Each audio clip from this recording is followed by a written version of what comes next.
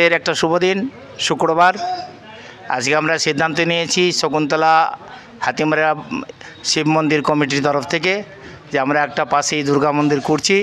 এই দুর্গা মন্দিরের ছাদ ঢালাই করব আমরা আজকে। তার জন্য মিস্ত্রিগুলো চলে এসছেন সবাই।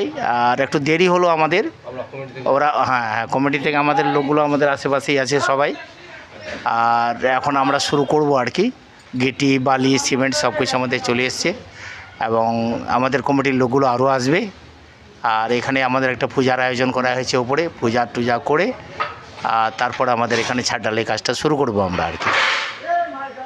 এতক্ষণ তো অনেকটা কাজ এগিয়ে যেত আমাদের, আমরা কাজটা করতে পারলাম না। এরা এত বড় একটা ক্র্যাঙ্ক মেশিন নিয়ে এসছে যে আমাদের গেটটা শেষ পর্যন্ত কেটে তারপর ঢোকানো হলো এটাকে, ক্র্যাঙ্কটাকে। তার জন্য একটু দেরি হয়ে গেল। আর আমরা একটা মুষ্টিমি করার জন্য একটা প্রসাদেরও ব্যবস্থা করেছি। আর সবাই আপনারা যারা যারা আমাদের এই ভিডিওটা দেখছেন, আপনারা যদি পারেন আসবেন আমাদের মন্দিরে। আমাদের 5টা পর্যন্ত আমাদের এই অনুষ্ঠান ছাদ ঢালাই চলবে। আর আমাদের মুষ্টিমি করে যাবেন এবং আমাদের এই দুর্গা পূজা এবার করব এই ভাবছি।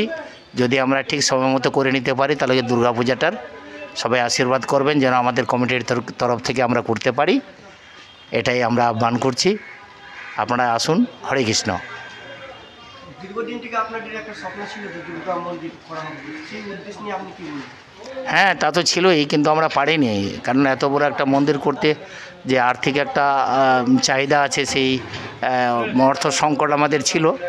তো আমরা কিছু কালেকশন করে আমাদের এই বাজারের কমিটি থেকে কিছু কালেকশন আমরা করেছি, কালেকশন করে ব্যবস্থা করেছি টাকার। তারপর আস্তে আস্তে আমরা ঘরটা করলাম।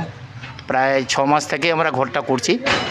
আর ছাদটা করব আজকে। ছাদটা করার পর তারপর প্লাস্টার হোক। ভাবছি যে এবারে দুর্গা উৎসবটা আমরা করব আর কি। এখন দেখা যাক কী করে যায়।